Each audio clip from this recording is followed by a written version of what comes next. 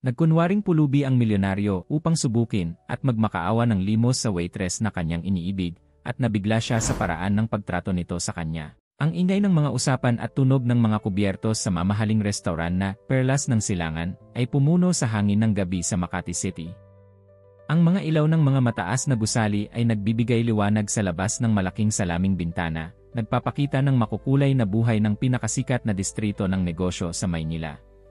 Sa gitna ng mga estilo at mamahalin na mga bisita, si Mayumi Mendoza ay mahinahon na gumagalaw sa pagitan ng mga mesa, ang kanyang uniforme bilang serbidora ay malinis at maayos, at ang kanyang ngiti ay nagtatago ng kwento ng isang buhay na dating puno ng luho at pribilehyo. Bawat pinggan na kanyang dala, bawat order na kanyang tinatanggap, si Mayumi ay nagpapaalalang sa kanyang sarili na pansamantala lamang ito. Balang araw, ipinangako niya sa sarili, maibabalik niya ang buhay na minsan niyang naranasan, ngunit sa pagkakataong ito ay dahil sa kanyang sariling pagsisikap.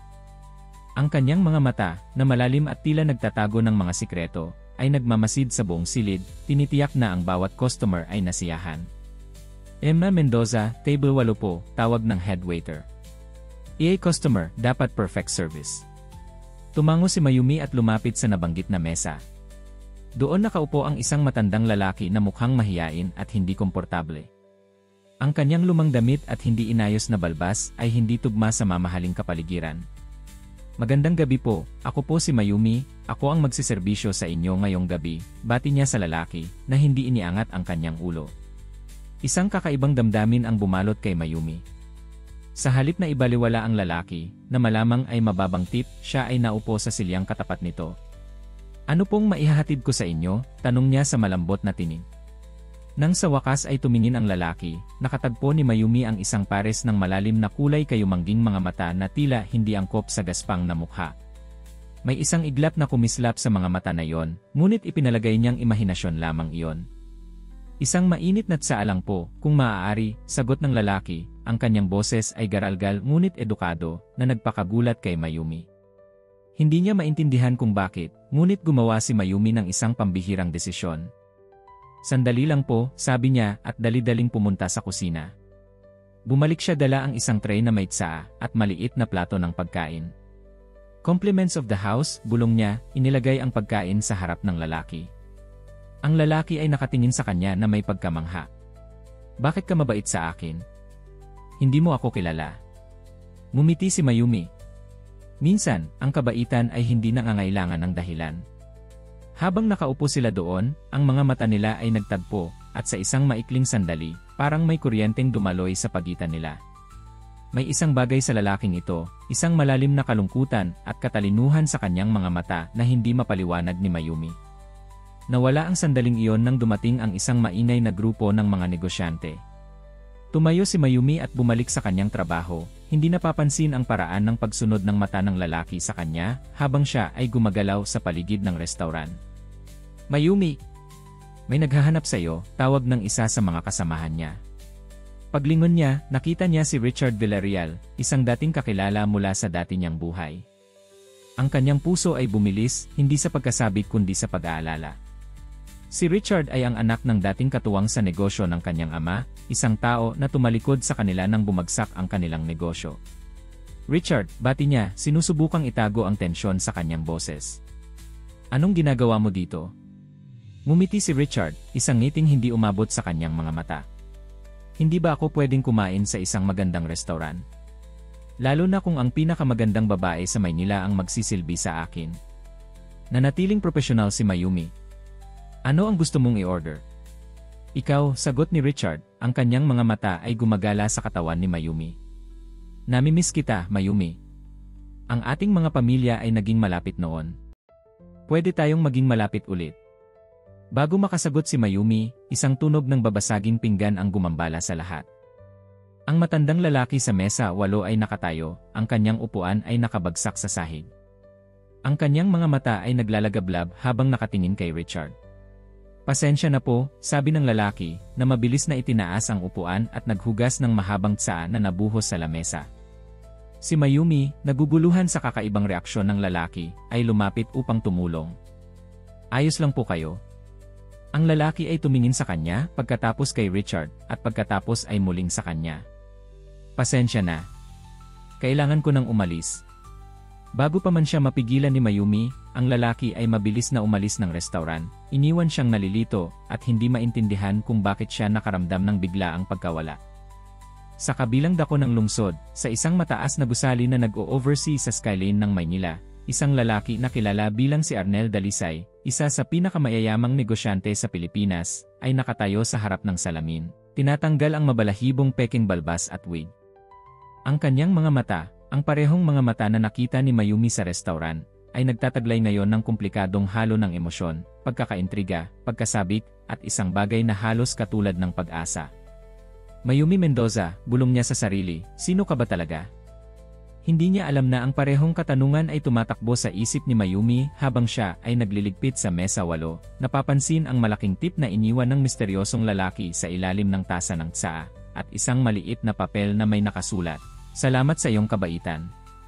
Hindi ko ito malilimutan."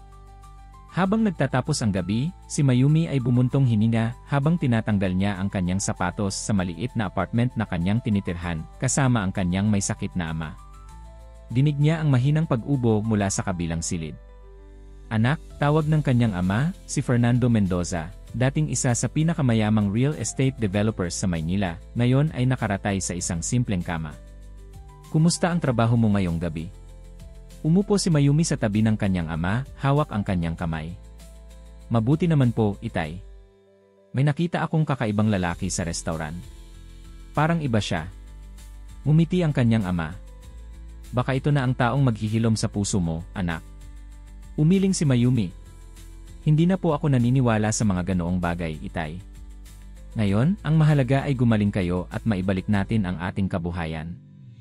Habang siya ay nakahiga sa kanyang kama ng gabing iyon, ang imahe ng misteryosong lalaki ay nagbabalik sa isip ni Mayumi. May kakaiba sa kanya, isang bagay na hindi niya maipaliwanag. Ngunit hindi niya alam na ang kanilang landas ay magkakasalubong muli, at ang susunod na pagkikita ay magbabago sa kanilang mga buhay magpakailanman. Pinilit ni Mayumi na ngumiti. "Wala po, itay. Nagbibilang lang ng mga gamot." Si Fernando ay bumangon ng kaunti, umubo ng mahina. "Mayumi, alam kong mahirap ang ating kalagayan ngayon. Pero tandaan mo, ang tunay na kayamanan ay hindi nasa material na bagay. Nasa puso ito, sa integridad, sa pagmamahal." Lumapit si Mayumi sa kanyang ama at hinawakan ang kanyang kamay. "Alam ko po, itay. Pero kailangan natin ng pera para sa inyong mga gamot. Pwede tayong humingi ng tulong sa ating mga dating kaibigan," suhestyon ni Fernando. Umiling si Mayumi. "Hindi, itay. Hindi tayo magpapakumbaba sa mga taong tumalikod sa atin noong tayo ay nangangailangan. Makakahanap tayo ng paraan." Sa kabilang bahagi ng lungsod, sa isang penthouse suite na nag-overlook sa buong Maynila, si Arnel Dalisay ay nakaupo sa kanyang desk, nagmamasid sa mga dokumento tungkol kay Mayumi Mendoza. "Boss, bakit ba interesado kayo sa simpleng serbidora?" tanong ng kanyang assistant na si Paolo. Hindi sumagot si Arnel agad. Paano niya ipapaliwanag na ang pagkikita nila ni Mayumi ay nakapukaw ng isang bagay sa kanya na matagal nang natutulog? Ang pagkagusto niya sa babae ay hindi lamang dahil sa kanyang kagandahan, kundi sa kanyang dignidad sa gitna ng kahirapan, sa kanyang kabaitan sa isang estranghero. May bagay kay Emma Mendoza na naiiba, ang tanging sagot niya. Bumalik ang kanyang isip sa nakaraan, sa isang panahon kung saan siya rin ay nakipaglaban para sa bawat sentimo. Bago siya naging si Arnel Dalisay, ang tech mogul at real estate investor, siya ay simpleng programmer lamang na nangarap ng mas malaking buhay. Ang kanyang unang milyones ay nanggaling sa isang revolutionary app na kanyang nilikha, na nagbigay sa kanya ng kapangyarihan na mamuhunan sa iba't ibang negosyo. Ngunit sa kabila ng kanyang tagumpay, siya ay nanatiling mag-isa, na palibutan ng mga taong interesado lamang sa kanyang pera at impluensya. "Magpapunta ka ba ulit sa restaurant?" tanong ni Paolo. Tumango si Arnel. Pero bilang si Arnel Dalisay sa pagkakataong ito. Kinabukasan, si Mayumi ay nagulat nang makita ang pangalan ni Arnel Dalisay sa listahan ng mga reserbasyon sa Perlas ng Silangan. Kilala siya bilang isa sa pinakamayayamang negosyante sa bansa, isang tech genius na lumikha ng sariling imperyo mula sa wala. "Ikaw ang magsisilbi sa table ni Emer Dalisay," utos ng manager. Importanteng customer ito. Nang dumating si Arnel, halos hindi makilala ni Mayumi ang lalaki sa harap niya. Nakasuot ng mamahalin at eleganteng suit, may maayos na gupit at malinis na mukha, si Arnel Dalisay ay isang nakakagulat na kumpara sa sinuman sa restaurant. Magandang gabi po, Arnel Dalisay, bati ni Mayumi, sinusubukang maging profesional kahit na may kakaibang damdamin na umuusbong sa kanyang dibdib. Ako si Mayumi, ako ang magsiserbisyo sa inyo ngayong gabi.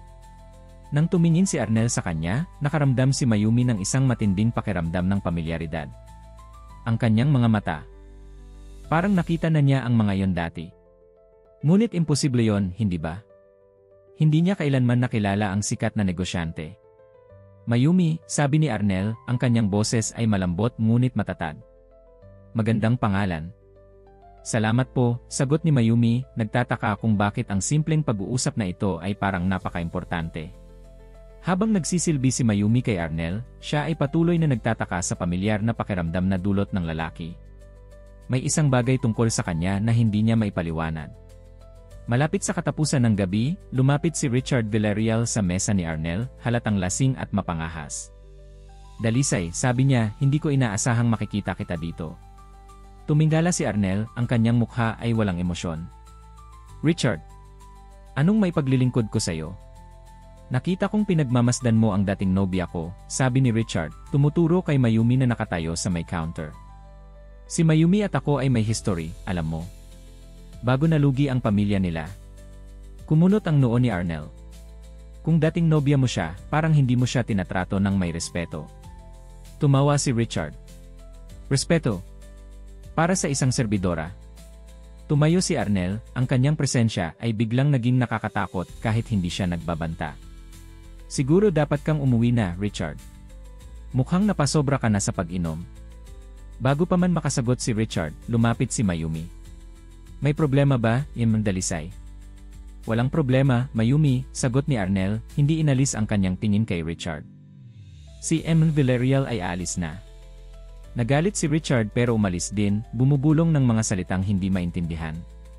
Pasensya na po doon, sabi ni Mayumi kay Arnel.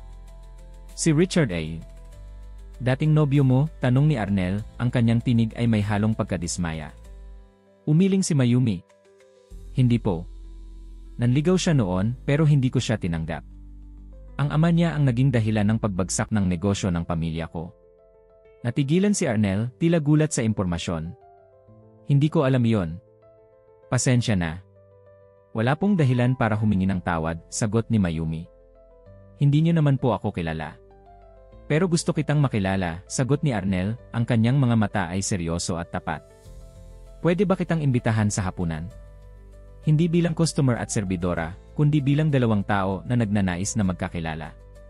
Natigilan si Mayumi, nagugulat sa imbitasyon. Dapat ba siyang pumayag? Hindi ba ito labag sa lahat ng kanyang prinsipyo? Ngunit may isang bagay sa mga mata ni Arnel, isang katapatan at kalaliman na humihila sa kanya. Ang kanyang sagot, bago pa niya maisip ang mga konsekwensya. Pwede po. Hindi niya namalayan ang maliit na ngiti na lumitaw sa labi ni Arnel, o ang paraan ng pagliwanag ng kanyang mga mata sa kanyang sagot. Hindi rin niya nakita si Richard Villarreal sa labas ng restaurant, nakatingin sa kanila sa pamamagitan ng bintana, ang kanyang mukha ay maitim sa galit at paghihiganti. Sa malayong lugar, sa isang private room ng isang exclusive club, isang babaeng nakaupo sa dilim, ang kanyang magandang mukha ay bahagyang naliliwanagan ng screen ng kanyang laptop. Ang kanyang mga mata ay nakafocus sa mga larawan ni Arnel Dalisay at Mayumi Mendoza sa restaurant. Kaya nagka-interesado ka sa isang simpleng serbidora, Arnel, bulong niya sa sarili. Interesante. Si Ligaya Santos, dating kasintahan ni Arnel at akala ng lahat ay namatay sa isang aksidente sa bangka 3 taon na ang nakalipas, ay mumiti sa dilim. Mukhang kailangan kong bumalik sa buhay mo ng mas maaga kaysa sa plano ko. 2 linggo na ang nakalipas mula nang tanggapin ni Mayumi ang imbitasyon ni Arnel na kumain sa labas. Sa mga araw na yon, ang simpleng hapunan ay naging simula ng isang malalim na pagkakaibigan. Tila may koneksyon sila na hindi maipaliwanag, parang magkakilala na sila ng matagal na panahon. Hindi ko maintindihan kung bakit komportable ako sa'yo, pag-amin ni Mayumi habang naglalakad sila sa Ayala Triangle Gardens isang Sabado ng hapon. Hindi ako karaniwang nagtitiwala sa mga tao, lalo na sa mga mayayaman, pagtapos ni Arnel na may maliit na ngiti. Tumango si Mayumi. Pasensya na, pero matapos ang nangyari sa amin. Hindi mo kailangang humingi ng paumanhin, sagot ni Arnel, ang kanyang boses ay malambot. Naiintindihan ko. Ang mundo ng negosyo ay madalas na walang awa. Hindi sinabi ni Mayumi na may iba pang dahilan sa kanyang pagiging maingat. Ito ay ang paraan ng pagtitig ni Arnel sa kanya kapag akala niyang hindi siya nakatingin, isang tingin na puno ng pagnanais at isang bagay na mas malalim na halos katulad ng pagkilala. Samantala, sa isang mamahaling cave sa Bonifacio Global City, si Richard Villarreal ay nakaupo kasama ang isang magandang babae na ang mukha ay bahagyang nakatago sa likod ng malaking shades at fashionable na sombrero. Sigurado ka ba sa plano mo, Ligaya? Tanong ni Richard. Maaaring masyadong delikado ito. Inalis ni Ligaya Santos ang kanyang shades, inihayag ang mga mapanlinlang na mata. Naghintay ako ng 3 taon para sa sandaling ito, Richard. 3 taon ng pagpapanggap na wala na ako, 3 taon ng pagpaplano. Hindi ako atras ngayon. Pero bakit ako? Bakit hindi ka diretsuhin kay Arnel At ano, putol ni Ligaya? Sabihin sa kanya na sinadya kong magpanggap na namatay ako dahil natuklasan ko ang kanyang pakikipag-ugnayan sa ibang babae. Nahinayaan ko siyang magdusa sa guilt at pagkatapos ay biglang magbabalik para guluhin ang buhay niya. Yumiling si Richard. Hindi ko lang naiintindihan kung bakit kailangang isama pa si Mayumi dito. Tumawa si Ligaya, isang tunog na walang humor. Dahil gusto ko siyang makitang magdusa. Ginawa niyang paraan para malamig ang loob ni Arnel sa akin noong kami pa. At ngayon, nakikita kong may gusto na naman sa kanya si Arnel. Ano? Gulat na tanong ni Richard. Si Mayumi at si Arnel noon pa. Hindi direkta, sagot ni Ligaya. Pero nakita ko kung paano siya tumingin kay Mayumi sa mga charity events na dinaluhan nila pareho bago ako umalis. At ngayon, nagpapanggap si Arnel na ngayon lang niya nakilala si Mayumi. Malaking kasinungalingan iyon. Kumulot ang noo ni Richard, hindi pa rin kumbinsido. At paano ang plano mo tutulungan ako na makuha ang gusto ko? Simple, ngumiti si Ligaya. Tutulungan kitang sirain si Arnel. Mabubulag siya sa galit at pagkalito kapag nagpakita ako. At kapag siya ay nasa kanyang pinakamahina, doon mo apihin ang kanyang mga negosyo. Sa huli, kapag nawala na ang lahat kay Arnel, makukuha mo si Mayumi kung gusto mo pa siya noon. Tumango si Richard, nasisiyahan sa plano. At kailan mo balak magpakita? Malapit na, sagot ni Ligaya. Naghihintay lang ako ng tamang pagkakataon. Sa bahay ng mga Mendoza, si Mayumi ay inaalagaan ang kanyang ama, iniisip ang mga sandaling kanyang ginugol kasama si Arnel. May kung anong bagay tungkol sa lalaki na parang pamilyar, isang damdamin na hindi niya maipaliwanag. Anak, tawag ng kanyang ama. May sasabihin ako sa iyo. Lumapit si Mayumi sa kanyang ama, nagtataka sa seryosong tono nito. Ano po iyon, Itay? Tungkol kay Arnel Dalisay, simula ni Fernando, umuubo ng bahagya. Kilala ko siya, o kilala niya ako, mas tamang sabihin. Nagulat si Mayumi. Ano po ang ibig ninyong sabihin? Bago bumagsak ang ating kumpanya, si Arnel ay naging consultant sa isa sa ating mga proyekto. Napakatalino niyang lalaki. At alam ko na kilala ka rin niya mula noon, kahit hindi kayo formal na nagkakilala. Napakapit si Mayumi sa gilid ng kama, ang kanyang isip ay umikot sa implikasyon. Ibig sabihin, alam niya kung sino ako simula pa noong una. Na dati kaming mayaman. Tumango si Fernando. Possible. Pero hintayin mo muna ang kanyang paliwanag bago ka magdesisyon. Nang gabing iyon, habang nagtatrabaho si Mayumi sa restaurant, ang kanyang isip ay nagulo sa pagbubunyag ng kanyang ama. Bakit hindi sinabi ni Arnel na kilala niya siya dati pa? Ano ang kanyang tunay na motibo? Mayumi, tawag ng isang pamilyar na boses. Si Arnel ay nakatayo sa likuran niya, nakangiti. Pwede ba tayong mag-usap pagkatapos ng shift mo? Napakagatlabi si Mayumi, hindi sigurado kung ano ang gagawin. Arnel, may kailangan akong itanong sa'yo. Kumulot ang noo ni Arnel, nakakadama ng pagbabago sa tono ni Mayumi. Ano man iyon, sasagutin ko ng totoo. Kilala mo ba ako bago tayo nagkakilala sa restaurant ito? Direktang tanong ni Mayumi. Napalunok si Arnel at ang kanyang pagdududa ay nakumpirma. Mayumi, pwede ba tayong mag-usap sa labas? Hindi dito. Sagutin mo lang ang tanong ko, giit ni Mayumi, pilit na kinokontrol ang kanyang boses. Bumuntong hininga si Arnel. Kilala kita noon pa. O hindi naman talaga kilala, pero alam ko kung sino ka. Nakita kita sa ilang mga events bago bumagsak ang negosyo ng pamilya mo. At ikaw yung misteryosong lalaki nung isang gabi, hindi ba? Nagpanggap kang pulubi, tanong ni Mayumi, ang kanyang mga mata ay namamasa. Muling bumuntong hininga si Arnel. Bakit? Tanong ni Mayumi, ang kanyang boses ay nanginginig. Ano ang gusto mong makuha sa pamamagitan ng panloloko sa akin? Hindi iyon panloloko, Mayumi, sagot ni Arnel, ang kanyang mga mata ay nagmamakaawa na maintindihan siya. Gusto ko lang malaman kung paano ka magiging mabait sa isang taong akala mo ay wala. Dahil maraming babae ang nagkukunwaring interesado sa akin dahil sa pera ko. Gusto ko lang subukin ako, putol ni Mayumi, ang kanyang boses ay malamig. So experiment lang pala ako para sayo. Hindi, sagot ni Arnel, humahawak sa braso ni Mayumi. Hindi iyon ganoon. Simula noong una kitang nakita ilang taon na ang nakalipas, may naramdaman na akong Umiling si Mayumi, umatras palayo sa kanya. Tigilan mo na. Ayoko nang makinig sa mga kasinungalingan mo. Bago pa makasagot si Arnel, lumapit si Richard, na tila nag-aabang sa tamang pagkakataon. May problema ba, Mayumi? Tanong niya, ang kanyang tingin ay mapanlait kay Arnel. Walang kinalaman ito sa'yo, Richard, sabi ni Arnel, hindi inalis ang kanyang tingin kay Mayumi. Sa tingin ko meron, sagot ni Richard. Lalo na kung niloloko mo ang dating nobya ng kaibigan ko. Napalingon si Mayumi, naguguluhan. Ano ang ibig mong sabihin? Ngumiti si Richard. Hindi mo alam? Si Arnel ay dating kasintahan ni Ligaya Santos, kaibigan ko. Siya yung namatay sa bangka ilang taon na ang nakalipas, o iyon ang akala ng lahat. Richard, banta ni Arnel, ang kanyang boses ay mababa at mapanganib. Kung ano man ang plano mo, itigil mo na. Bakit? Natatakot ka na malaman ni Mayumi ang totoo. Nagpatuloy si Richard, nagbibigay ng cellphone kay Mayumi. Ito, tingnan mo. Sa screen ay isang larawan ni Arnel at isang magandang babae, magkayakap sa isang beach. Ang petsa sa larawan ay 3 araw na ang nakalipas. Paano? Tanong ni Mayumi, hindi makapaniwala sa kanyang nakikita. Si Ligaya ay buhay na buhay, sagot ni Richard.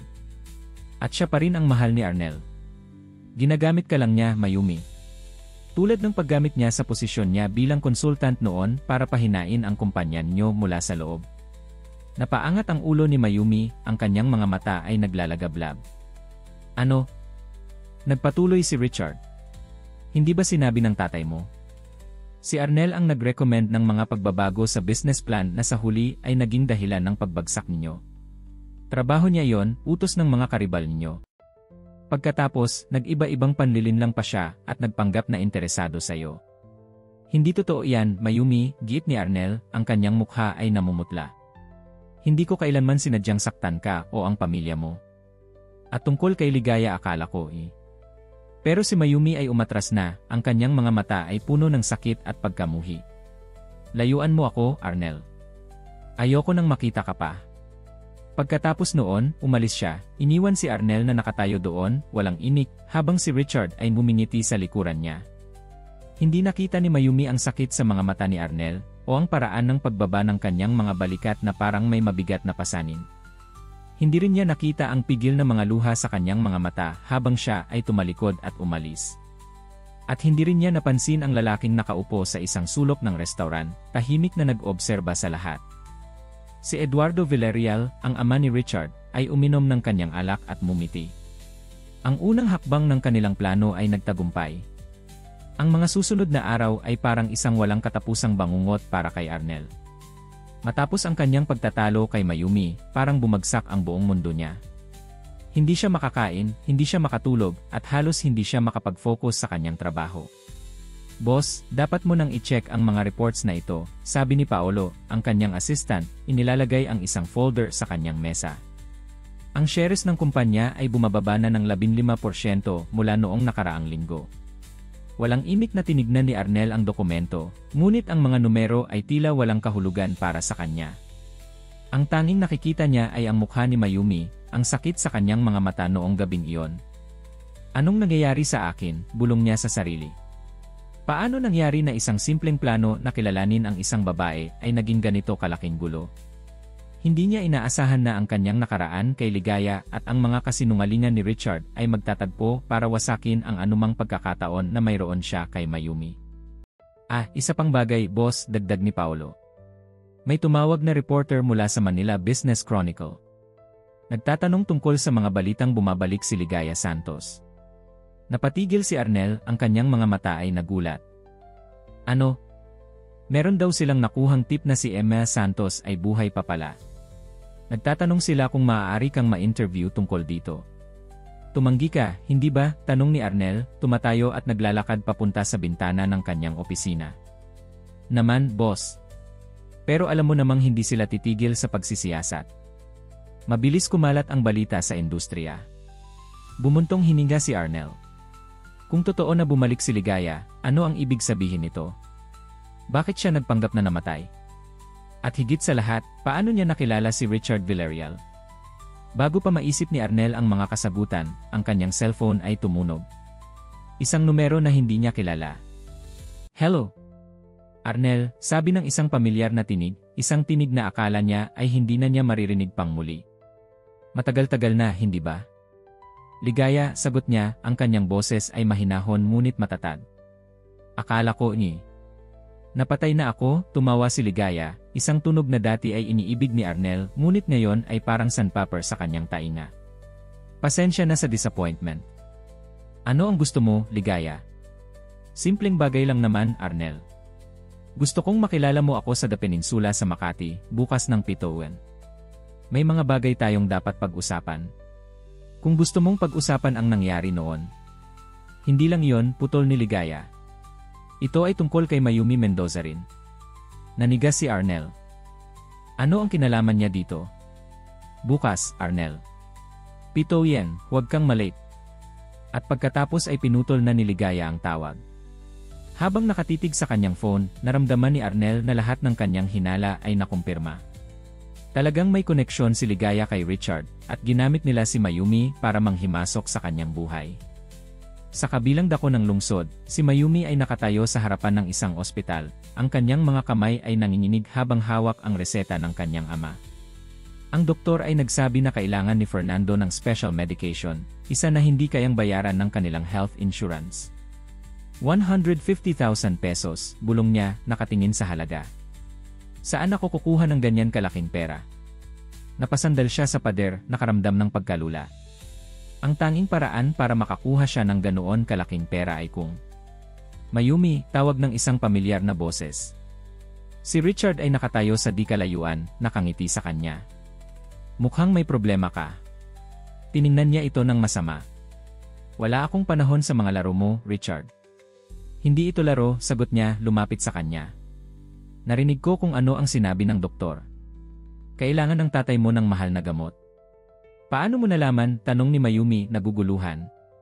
Nakita kita sa ospital at sinundan kita, pag-amin ni Richard. Pero hindi para manggulo. Gusto kitang tulungan. Napatawa si Mayumi ng mapait. Ikaw? Tutulong sa akin? Ang anak ng taong nagpahirap sa pamilya ko. Alam kong hindi ako ang paborito mong tao, Mayumi, sagot ni Richard, ang kanyang mukha ay seryoso. Pero hindi ako tulad ng tatay ko. At gusto kong tulungan ka. Walang kapalit. Walang kapalit, ulit ni Mayumi, hindi naniniwala. Bakit mo gagawin yon? Dahil mahal kita noon pa man, Mayumi, sagot ni Richard, ang kanyang mga mata ay tila tapat. Kahit hindi mo ako pinansin, kahit pinili mong iwasan ako pagkatapos ng nangyari sa negosyo ng mga magulang natin, hindi nawala ang nararamdaman ko para sa'yo.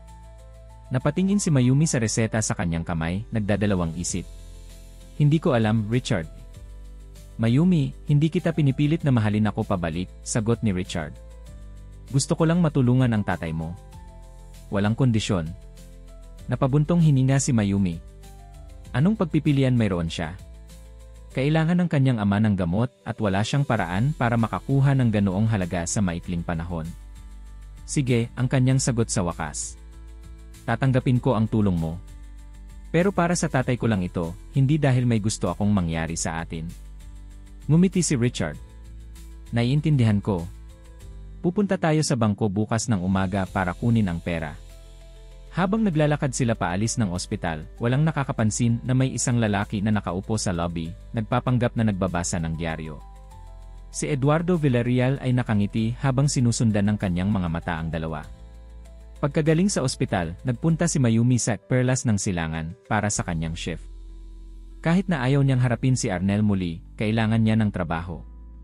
Ngunit nagulat siya nang malaman na wala si Arnel sa restaurant. Hindi na siya bumalik matapos ang insidente, paliwanag ng manager. Nakaramdam si Mayumi ng mixed emotions. Relief na hindi niya kailangang makita si Arnel, ngunit may bahid din ng lungkot na hindi niya maintindihan. Habang siya ay nagtatrabaho, may pumasok na grupo ng mga negosyante, at narinig niya ang pangalan ni Arnel Dalisay. Hindi sinasadya, napakinggan niya ang kanilang usapan. Narinig mo na ba ang balita? Ang Dalisay Tech ay nahaharap sa malaking problema, sabi ng isa. Ang shares nila ay patuloy na bumababa, sagot ng isa. Nagsimula nang magbenta ng mga assets si Dalisay.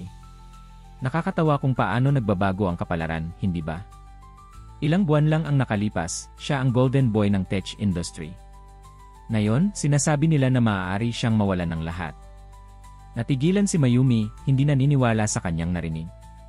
Kahit galit siya kay Arnel, hindi niya maiwasan na mag-alala. Paano nangyari ito sa loob lamang ng ilang araw?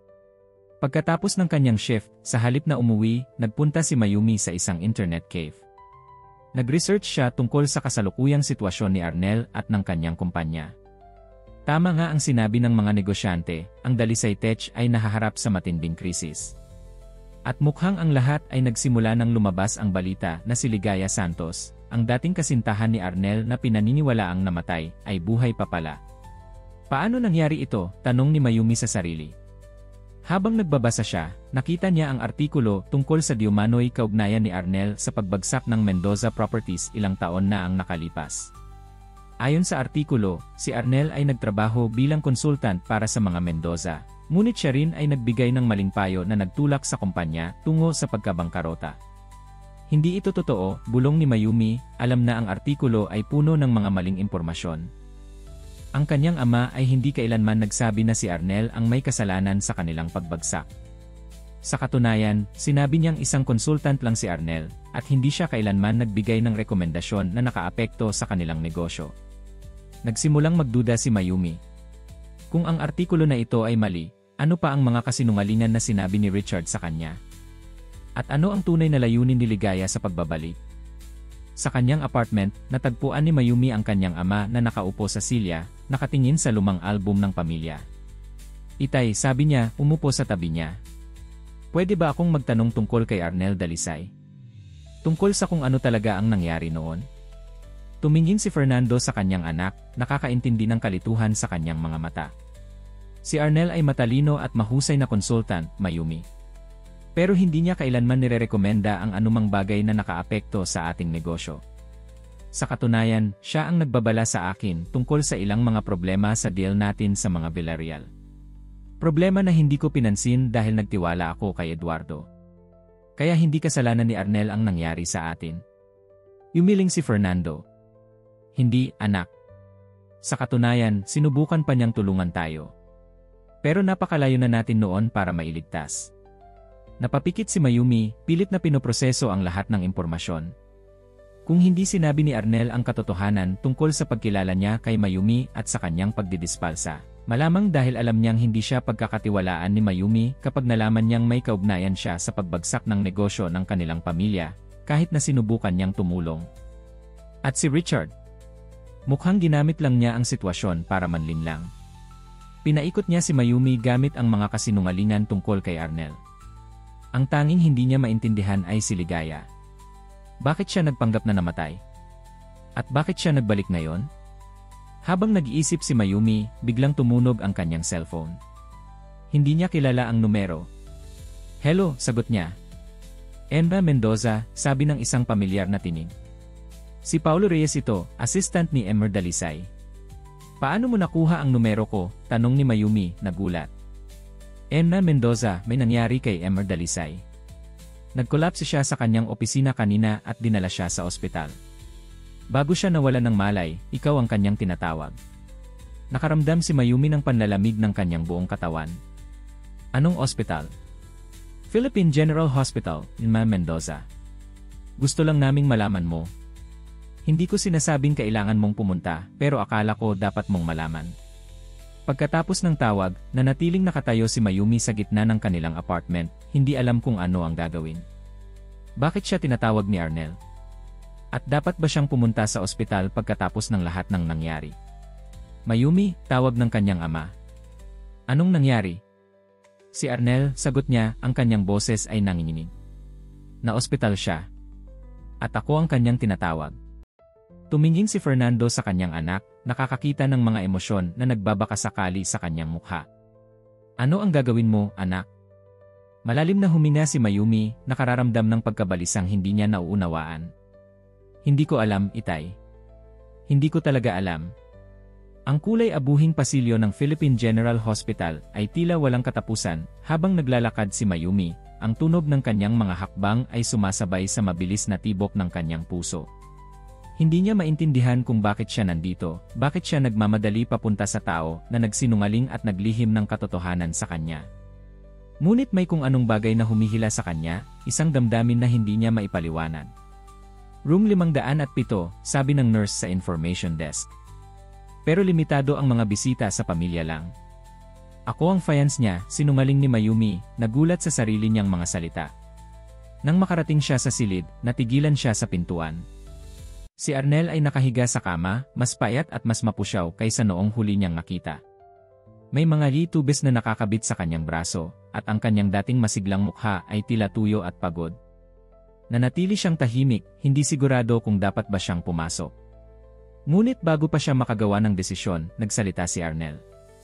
Alam kong nariyan ka, Mayumi, sabi niya, hindi binubuksan ang kanyang mga mata. Nararamdaman ko ang pabango mo. Dahan-dahang pumasok si Mayumi sa silid, nagtataka kung paano siya nakilala ni Arnel. Anong nangyari sa iyo? Tanong niya, ang kanyang boses ay mahinahon. Stress, pagod, hindi pagkain, hindi pagtulog ayon sa doktor, sagot ni Arnel, sa wakas ay binuksan ang kanyang mga mata para tingnan siya. Sa totoo lang, sa tingin ko heartbreak ito. Hindi alam ni Mayumi kung paano tutugon, kaya nagbago siya ng paksa. Dapat pala hindi ako pumunta dito. Pero narito ka, sagot ni Arnel, isang maliit na ngiti ang umusbong sa kanyang mga labi. Salamat.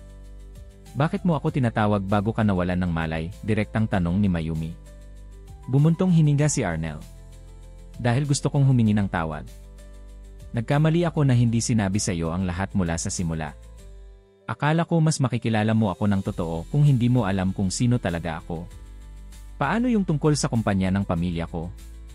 Totoo ba na may kinalaman ka sa pagbagsak nito? Umiling si Arnel. Hindi, Mayumi. Sinubukan kong balaan ang tatay mo tungkol sa ilang red flags na nakita ko sa deal nyo sa Villarreal Consolidated. Pero hindi niya ako nakinig. At hindi ko siya masisisi, si Eduardo Villarreal ay kanyang matagal ng kaibigan, at ako ay isa lang konsultan. Nanatiling tahimik si Mayumi, hindi sigurado kung ano ang paniniwalaan.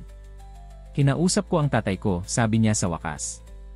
Sinabi niya sa akin ang parehong bagay. Kaya pala nandito ka, sagot ni Arnel. Nagdududa ka na sa sinabi ni Richard. Ano ang relasyon mo kay Ligaya Santos? Tanong ni Mayumi. Ang kanyang tinig ay mas malakas kaysa sa kanyang intensyon. Bahagyang natawa si Arnel, ngunit agad ding nauwi sa ubo. Si Ligaya siya ang aking unang pag-ibig. Magkasama kami ng 3 taon. Plano naming magpakasal. Pero pagkatapos ay nagpunta siya sa isang boat trip sa Palawan kasama ang ilang mga kaibigan. May dumating na bagyo at ang bangka ay naglaho. Walang nakaligtas. Pero buhay siya. Mukhang ganoon nga. At mukhang isa itong masalimuot na palabas. Planado niyang magpanggap na namatay para lang bumalik at guluhin ang buhay ko. Mayumi hesitated, then asked the question that had been bothering her since she saw the photo. Mahal mo pa ba siya? Tumingin si Arnel sa kanya, ang kanyang mga mata ay malinaw at tapat. Hindi, Mayumi. Matagal ko na siyang nilibing sa aking puso. Ang taong mahal ko ngayon ay ikaw. Bago pa makasagot si Mayumi, may pumasok sa silid, si Richard Villarreal, dala-dala ang isang bouquet ng mga bulaklak. Oh, sabi niya, ang kanyang ngiti ay nawala nang makita si Mayumi. Hindi ko alam na may bisita ka na, Arnel. Ano ang ginagawa mo dito, Richard? Tanong ni Arnel, ang kanyang tono ay malamig. Nang malaman kong nasa ospital ka, naisip kong bisitahin ka bilang courtesy, sagot ni Richard, ngunit ang kanyang ngiti ay hindi umabot sa kanyang mga mata. Pagkatapos ng lahat, dati tayong magkaibigan. Hindi tayo kailanman naging magkaibigan, sagot ni Arnel. Mayumi stood up. Aalis na ako, sabi niya. Mayumi, huwag, sabi ni Arnel, humahawak sa kanyang kamay. May sasabihin pa ako sa'yo. Sa ibang pagkakataon, sagot ni Mayumi, hinila ang kanyang kamay. Kailangan kong mag-isip. Habang lumalabas si Mayumi sa silid, narinig niya ang mahinang tawa ni Richard. Nakakagulat kung paano nagbabago ang kapalaran, hindi ba, Arnel? Ikaw na dating nasa tuktok ng mundo, ngayon ay wala nang natitira. Huminto si Mayumi sa labas ng pintuan, nakikinig. Siguro sasabihin ko na rin, nagpatuloy si Richard. Ako ang nasa likod ng pagbagsak ng stock price mo. Ako ang nagkalat ng mga chismis tungkol sa pagbabalik ni Ligaya, at ako ang nagpasimula ng mga peking balita tungkol sa iyong kaugnayan sa pagbagsak ng Mendoza Properties. Bakit? Tanong ni Arnel, ang kanyang boses ay mahina pero kontrolado. Dahil linakaw mo ang lahat sa akin, sagot ni Richard, ang kanyang tono ay puno ng galit. Ang tech startup na gusto kong bilhin? Inunahan mo ako. Ang commercial property sa Ortigas. Inagaw mo sa ilalim ng aking ilong. At ngayon, si Mayumi, ang babaeng gusto ko mula pa noong kami ay teenagers. Pilit mo ring agawin. Hindi mo pagmamayari si Mayumi, Richard, sagot ni Arnel. Hindi siya bagay na pwedeng nakawan sa'yo.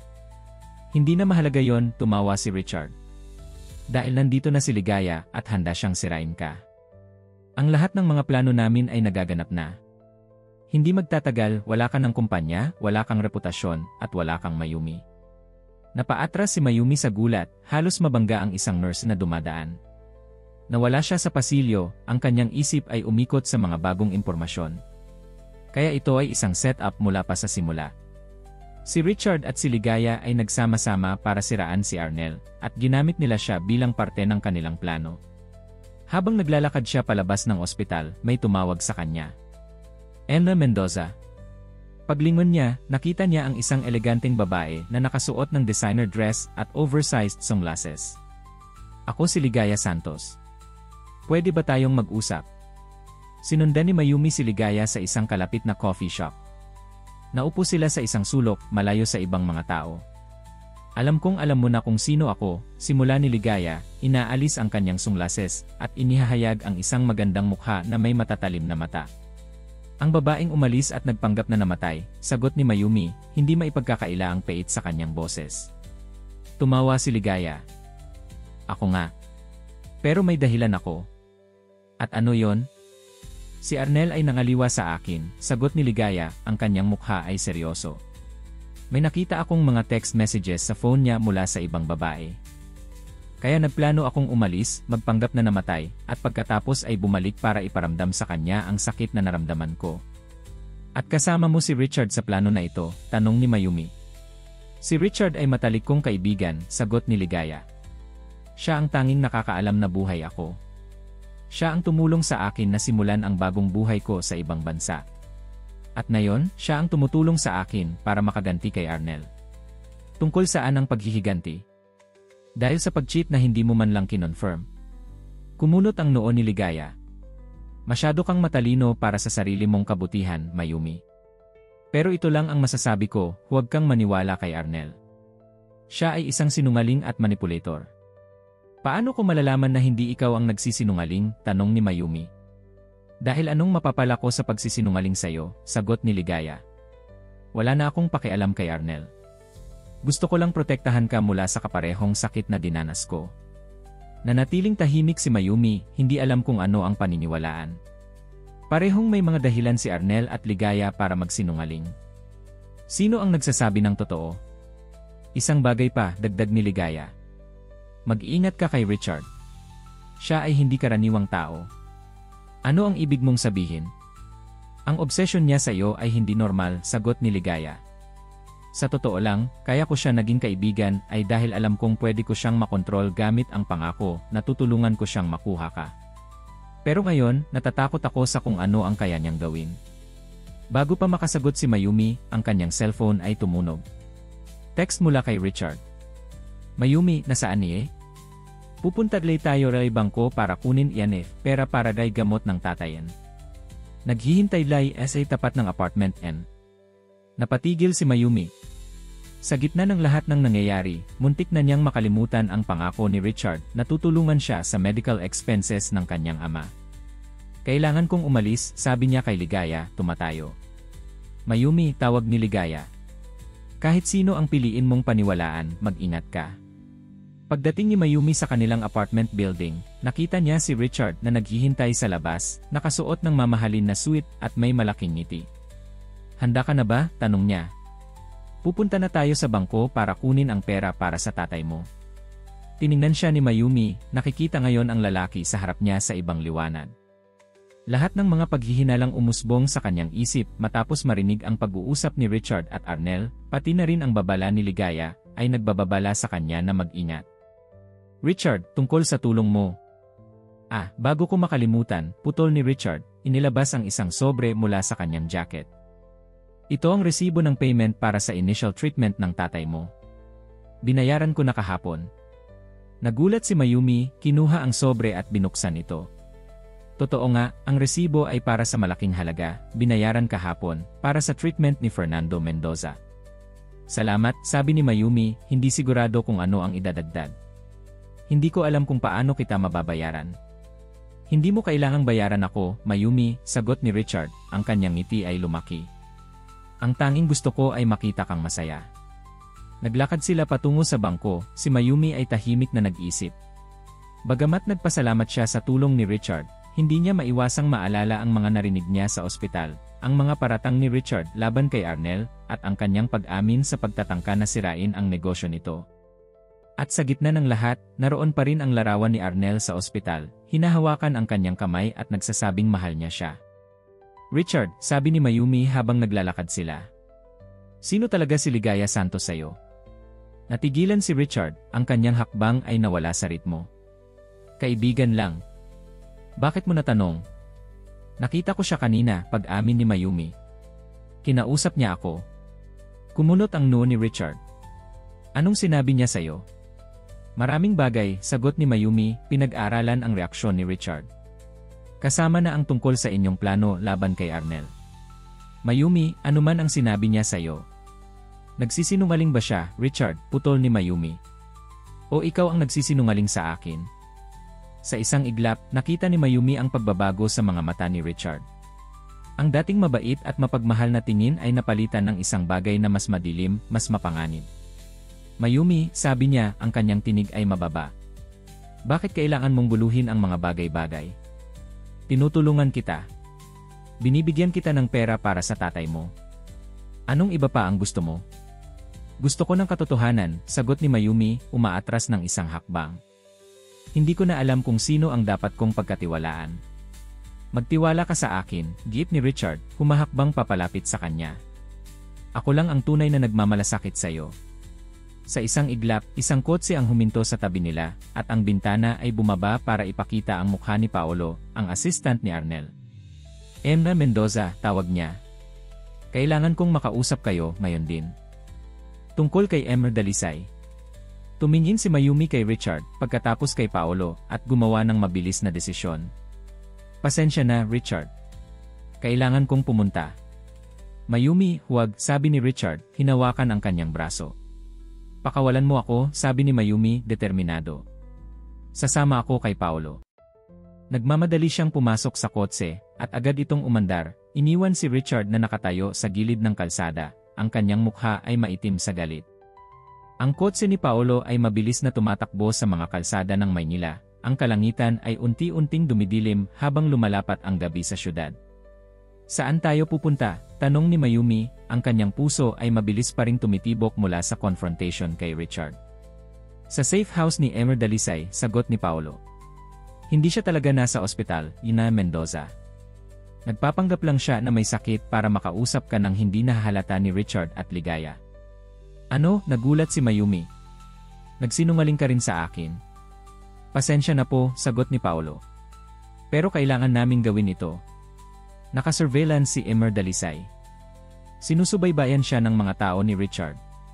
Kailangan naming magpanggap na nasa ospital siya para magkaroon siya ng pagkakataon na imbestigahan ang nangyayari.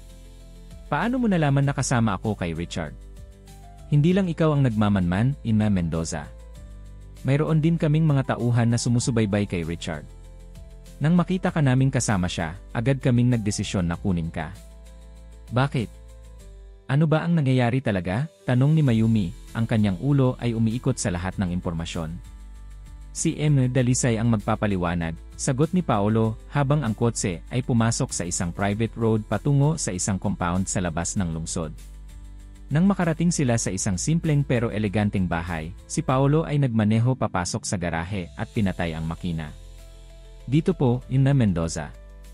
Pumasok sila sa bahay, at doon nakita ni Mayumi si Arnel, nakatayo sa bintana, nakatingin sa lumalaki ng gabi. Mukhang malakas at malusog, hindi katulad ng imahe niya sa ospital. Mayumi, sabi niya, lumapit sa kanya. Salamat sa pagpunta. Bakit ako nandito, Arnel? Tanong ni Mayumi. Bakit ang lahat ng pagsisinungaling at drama? Bumuntong hininga si Arnel. Dahil naintindihan ko na ngayon kung anong nangyayari. At kailangan mong malaman ang katotohanan bago masyadong huli. Inalalayan niya si Mayumi sa living room kung saan may nakalatag na mga dokumento at mga larawan sa coffee table. Alam kong nalilito ka, simula ni Arnel. Kaya hayaan mong ipaliwanag ko ang lahat mula sa simula. Si Ligaya at ako ay magkasintahan ng 3 taon. Tama siya na plano naming magpakasal. Pero mali siya sa isang bagay, hindi ako nangaliwa sa kanya. Ano talaga ang nangyari? Tanong ni Mayumi. Natuklasan ko na nagtatrabaho si Ligaya para sa isa sa aking mga karibal sa negosyo, ang Villarreal Group. Ang pamilya ni Richard. Tumango si Arnel.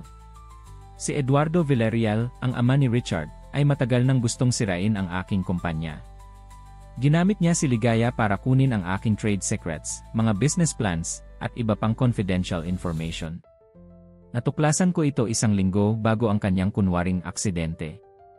Kinonfirm ko sa kanyang mga messages sa phone, at kinonfirm ko rin sa isa sa mga trusted investigators ko. Nang harapin ko siya, umalis siya at pagkatapos ay nabalitaan ko na naglaho ang bangka nila sa dagat. Kaya nagpanggap siyang namatay para takasan ka, tanong ni Mayumi. Para takasan ang legal na consequences, pagtatama ni Arnel. Corporate espionage ang kanyang ginawa, Mayumi. Pwede siyang makulong. Pero hindi ko alam na patuloy pa rin siyang nagtatrabaho para sa mga Villarreal. At ang kaugnayan nila kay Richard. Si Richard ay palaging nasa anino ng kanyang ama. Lahat ng negosyo na sinubukan niyang pasukin, ako ang nag-succeed. Hindi niya alam na ang dahilan kung bakit ako laging nauuna sa kanya ay dahil sa impormasyon na kinukuha ni Ligaya para sa kanila. Binuksan ni Arnel ang isang folder at ipinakita kay Mayumi ang ilang mga dokumento. Ito ang mga ebidensya ng conspiracy. Ang mga bank transfers mula kay Eduardo patungo sa offshore account ni Ligaya. Ang mga email exchanges nila na nagpaplano kung paano wawasakin ang aking kumpanya. At kailan mo nakuha ang lahat ng ito? Nitong nakaraang linggo lang. Naghinala na ako nang magsimulang bumagsak ang stock prices ko nang walang dahilan. Pero talagang nakumpirma ko lang nang makita kita kasama si Richard sa ospital. Ang kanyang pagbubunyag ng plano nila, hindi niya alam na may hidden microphone ako sa silid na yon. Tumigil si Arnel, tiningnan si Mayumi ng diretsyo. At ngayon, hinahanap ka nila. Bakit nila ako kailangan? Dahil ikaw ang susi sa lahat ng ito, Mayumi. Hindi mo ba nakikita? Ginagamit ka nila bilang bala laban sa akin. Alam ni Richard na mahalaga ka sa akin, at alam din niya na may kaugnayan ang pamilya mo sa mga Villarreal. Perpektong paraan para lalo akong sirain. Pero hindi ko maintindihan. Anong kinalaman ng pamilya ko sa lahat ng ito? Bumuntong hininga si Arnel. Ito ang pinakamalaking kasinungalingan ni Richard. Hindi ako ang nagtulak sa pagbagsak ng negosyo ng pamilya mo. Ang tatay niya ang gumawa noon. Ginawa niya ito dahil nag-aalok ang tatay mo ng mabuting deal sa akin, hindi sa kanya. Kaya bilang paghihiganti, bigla niyang binawi ang lahat ng investments nila sa proyekto ng tatay mo, alam niyang magkokolapse ang kumpanya niyo. Napaupo si Mayumi, sinusubukang i-process ang lahat ng impormasyon. Paano ko malalaman na nagsasabi ka ng totoo? Dahil may ebidensya ako, sagot ni Arnel, binuksan ang isa pang folder. Ito ang original na business proposal ng tatay mo sa akin. At ito ang mga email exchanges namin kung saan tinatanggihan ko ang deal, dahil alam kong mas mabuti para sa kanya ang magtrabaho sa mga Villarreal dahil matagal na silang magkaibigan. At ito, dagdag niya, ipinakita ang isa pang dokumento, ang text message mula kay Eduardo Villarreal sa akin, nagbabanta na paparusahan niya ang tatay mo dahil nag-aalok siya ng deal sa akin. Nagulat si Mayumi sa nakikita niya. Lahat ng pinagsasabi ni Arnel ay may ebidensya. Bakit hindi mo sinabi ang lahat ng ito sa akin mula pa sa simula, tanong niya. Dahil gusto kong makilala mo ako bilang ako, hindi bilang negosyante o bahagi ng nakaraan ng pamilya mo, sagot ni Arnel. Alam kong hindi ka magtitiwala sa akin kung nalaman mong may kaugnayan ako sa pagbagsak ng negosyo ng tatay mo, kahit na sinubukan kong balaan siya. At ang pagdidispalsa mo bilang pulubi. Iyon ay katangahan ko, pag-amin ni Arnel. Pagkatapos kitang makita sa restaurant, hindi ko mapigilan ang sarili ko na makalapit sa iyo. Gusto kong malaman kung magkakaroon ka ng parehong kabaitan sa isang estranghero. At nagkaroon ka nga. Natigilan si Mayumi, pinapakinggan ang tibok ng kanyang puso. May parte sa kanya na gustong maniwala kay Arnel, na gustong magtiwala sa kanya. Pero may parte rin na natatakot, na nasasaktan pa rin sa kanyang mga kasinungalingan. Mayumi, patuloy ni Arnel, lumapit sa kanya at hinawakan ang kanyang mga kamay. Hindi ko hinihingi na mahalin mo ako pabalik. Ang tanging gusto ko ay malaman mo ang katotohanan at maprotektahan ka mula kina Richard at Ligaya. Anong ibig mong sabihin? Nakita mo kung gaano ka-obsessed si Richard sa'yo. Alam kong binayaran niya na ang medical expenses ng tatay mo, alam ko rin yon. Pero hindi dahil sa malasakit. Ginagamit niya ito para kontrolin ka. At si Ligaya? Ano ang gusto niya? Paghihiganti, sagot ni Arnel. Nahuli ko siya sa kanyang panloloko at ngayon gusto niyang makitang magdusa ako. Walang mas mahusay na paraan para gawin yon kaysa sakunin ang babaeng mahal ko. Napatigil si Mayumi sa mga salitang iyon. Mahal mo ako? Mayumi, sagot ni Arnel, ang kanyang mga mata ay puno ng emosyon. Mahal kita. Mula pa noong una kitang nakita, may kung anong bagay sa iyo na humihila sa akin. At habang nakikilala kita, ang damdaming iyon ay lumalalim. Sa sandaling iyon, nakarinig sila ng tunog ng mga kotse na papalapit. Mabilis na lumapit si Paolo. Sir, may mga dumarating na kotse. Mukhang nakita nila tayo. Nahanap tayo ni Richard, sabi ni Arnel, tumataas mula sa upuan. Mayumi, kailangan nating umalis dito. Saan tayo pupunta? Sa bahay ng tatay mo. Kailangan din natin siyang protektahan. Habang sila ay nagmamadali patungo sa garahe, ipinakita ni Paolo ang CC feed sa kanyang tablet. 3 itim na sobs ang pumasok sa compound, at nakita nila si Richard na lumabas mula sa una, kasama si Ligaya at ilang malalakas na kalalakihan. Kailangan nating bilisan, sabi ni Arnel, pinapaandar ang kanyang kotse. Mabilis silang umalis sa compound sa pamamagitan ng isang hidden exit gate, ngunit hindi nagtagal ay napansin nilang may sumusunod sa kanila. Sinusundan tayo, sigaw ni Mayumi, nakatingin sa likuran. Kumapit ka, sabi ni Arnel, binilisan ang takbo ng kotse. Nagsimula ang isang karera sa mga kalsada ng Maynila. Ang kotse ni Arnel ay sumusubok na iwasan ang mga sasakyang humahabol sa kanila. Nang sa wakas ay makarating sila sa apartment ng mga Mendoza, nagmadali silang pumasok. Itay, tawag ni Mayumi. Itay, nasaan ka? Lumabas si Fernando mula sa kanyang silid, nagulat na makita ang kanyang anak at si Arnel. Anong nangyayari? Wala tayong oras para magpaliwanag, Mendoza, sabi ni Arnel. Kailangan nating umalis dito ngayon din hindi kayo ligtas. Habang tumutulong si Arnel kay Fernando na magbalot ng kanyang mga gamot at essentials, napansin ni Mayumi na may envelope sa mesa. Nang buksan niya ito, nakita niya ang isang letter mula sa ospital, nagsasabing ang medical expenses ng kanyang ama ay hindi pa nabayaran. Pero binayaran na raw ito ni Richard, bulong niya sa sarili, napagtanto na isa na namang kasinungalingan ito. Bago pa sila makaalis, isang malakas na katok ang narinig sa pinto. Mayumi! Alam kong nariyan ka, sigaw ni Richard mula sa labas. Huwag mong buksan ang pinto, bulong ni Arnel. Richard, umalis ka na, sigaw ni Mayumi. Hindi ako alis hanggat hindi kita nakakausap, sagot ni Richard. Kung hindi mo bubuksan ang pinto, bubuksan ko ito.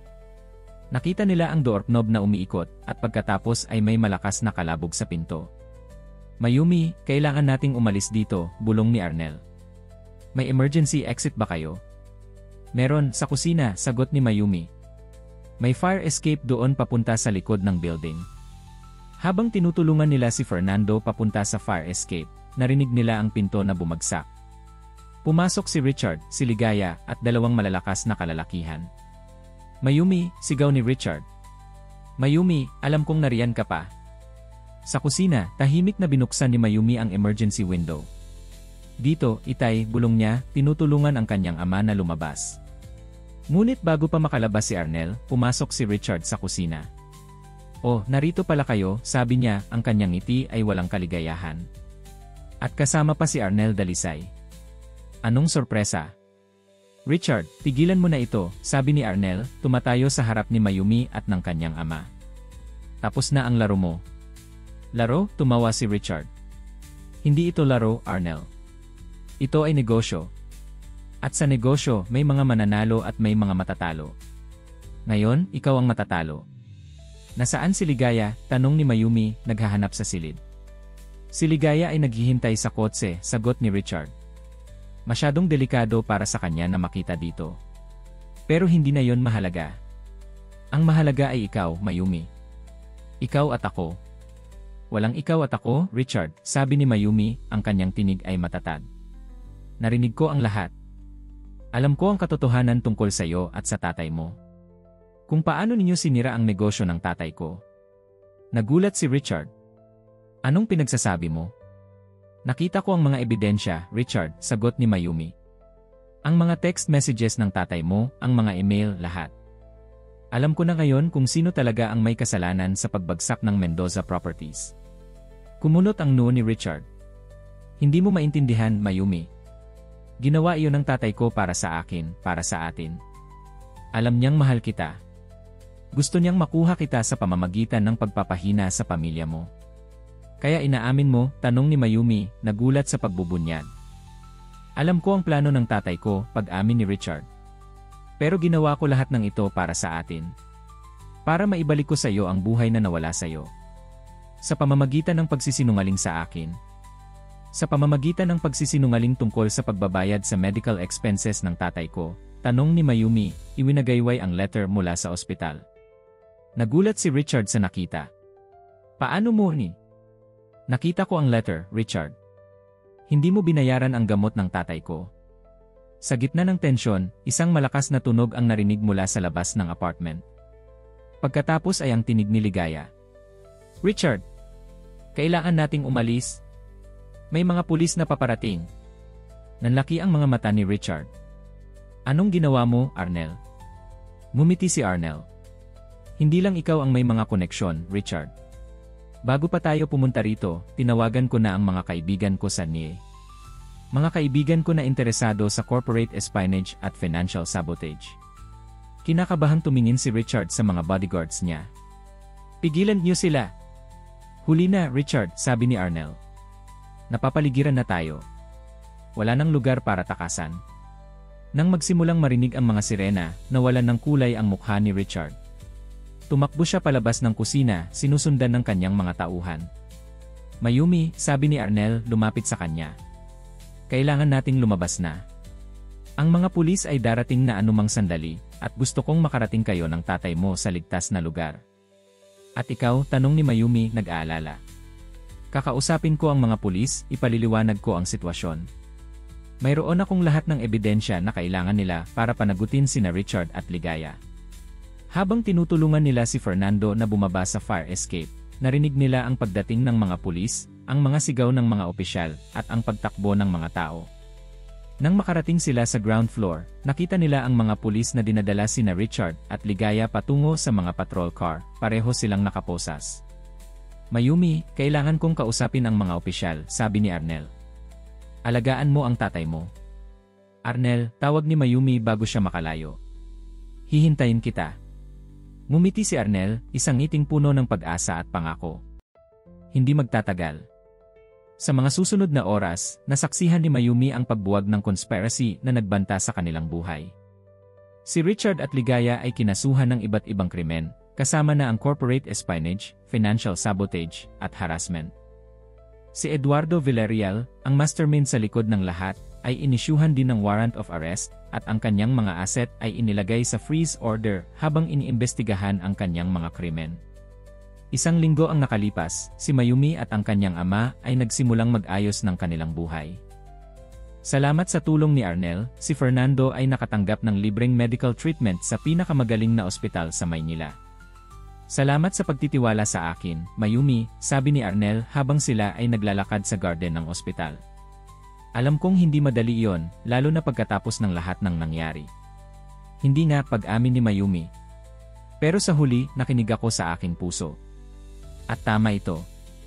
Mayumi, sabi ni Arnel, huminto at hinarap siya. Mahal kita. At gusto kong maging parte ka ng buhay ko, hindi dahil sa anumang konspirasya o plano, kundi dahil nakita ko kung gaano kakatapang, katalino, at mabuti. Tumingin si Mayumi sa kanyang mga mata, nakikita ang katapatan doon. Mahal din kita, Arnel. Sa kabila ng lahat ng nangyari, sa kabila ng lahat ng kasinungalingan at pagtataksil, nahanap pa rin natin ang isa't isa. Kaya ano ang susunod? Tanong ni Arnel, ang kanyang ngiti ay puno ng pag-asa. Simulan natin muli, sagot ni Mayumi. Walang mga kasinungalingan, walang mga lihim. Tayo lamang, at ang pagsisimula ng isang bagong kabanata sa ating mga buhay. Habang sila ay naglalakad pabalik sa ospital, ang araw ay unti-unting lumalubog sa Manila Bay, nagbibigay ng magandang kulay sa kalangitan. Kung minsan, sa gitna ng kadiliman at pagtataksil, ang katotohanan at pag-ibig ay nagtatagumpay. At para kina Mayumi at Arnel, ang kanilang kwento ay nagsisimula pa lamang. Sa malayong lugar sa Baguio City, isang taong may pamilyar na mukha ay nakaupo sa isang cave, nagbabasa ng diaryo. Ang headline, Villarreal A.V. Santos, kinasuhan ng corporate espionage, Dalisay Tech Stocks tumaas muli. Ngumiti ang tao, uminom ng kanyang kape, at tinawagan ang isang numero. Sir Fernando. Ako ito. Tapos na ang operasyon. Ang anak mo at si Arnel ay ligtas na. Ang plano natin ay nagtagumpay. Tumingin siya sa larawan sa diaryo, isang larawan ni Mayumi at Arnel na magkahawak kamay sa labas ng NDE headquarters. Sir, magandang magkasama silang dalawa. Parang inilaan talaga ng tadhana. At sa ganitong paraan, ang tunay na kwento sa likod ng lahat ay nananatiling lihim na ang pagkikita ni Arnel at Mayumi ay hindi aksidente, kundi isang maingat na inilatag na plano ng isang amang gustong makita ang kanyang anak na masaya, at gustong ibalik ang hustisya sa mga taong sumira sa kanyang pamilya. Ngunit iyon ay isang kwentong para sa ibang araw.